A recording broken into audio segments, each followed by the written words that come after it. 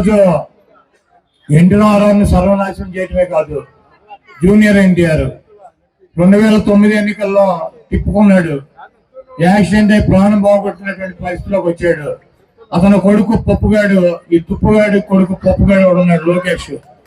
వాడికి తా అంటే తందానా అంటాడు. వాడికి పుట్టినరోజుకి చావుకి కూడా తేడా తెల్లనటువంటి పనికిరానటువంటి వెధవ వాడు. వాడిని తీసుకొచ్చి ఆ తెలుగుదేశం పార్టీకి ముఖ్యమంత్రిని చేయాలి, అధ్యక్షుడిని చేయాలని చెప్పి ఆ ఎన్టీఆర్ జూనియర్ ఎన్టీఆర్ చిన్నాని మీద అనేక కుట్రలు చేసి అతన్ని అనేక రకాలుగా ఇబ్బంది పెట్టేటువంటి పరిస్థితి ఉంటుంది.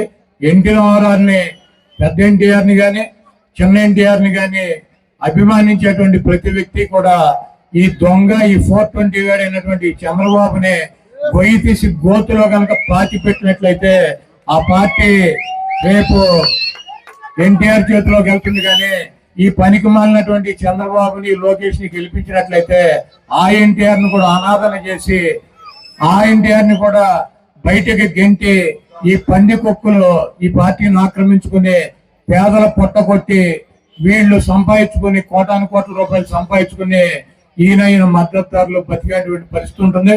కాబట్టి ఎన్టీ రామారావు నిర్మాణించేటువంటి ఎన్టీఆర్ అభిమానులు కావచ్చు, రాజశేఖర రెడ్డి గారిని నిర్మాణించేటువంటి రాజశేఖర రెడ్డి గారి అభిమానులు కావచ్చు, గౌతులచ్చన్న గారు చూపించినటువంటి మార్గంలో నడిచేటువంటి వ్యక్తులు కావచ్చు, డాక్టర్ బిఆర్ అంబేద్కర్ గారు చూపించినటువంటి ఆయన చూపించినటువంటి దారిలో నడిచేటువంటి జగన్మోహన్ రెడ్డి గారికి మనందరం కూడా మద్దతు ఇవ్వాల్సినటువంటి అవసరం ఉంది.